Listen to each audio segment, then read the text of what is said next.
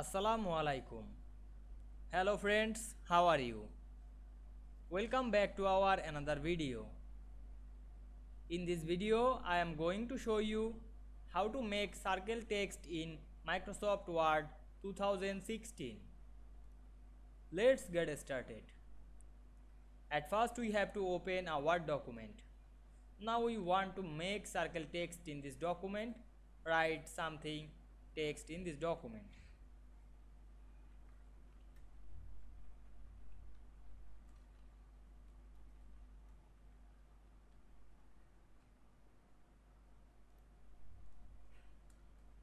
Then select the text, click and drag on our mouse, then go to the insert menu, then click word art drop down menu and choose any word art.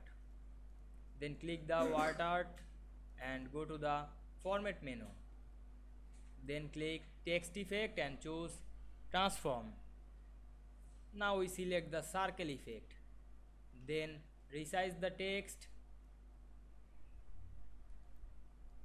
and move this text some down.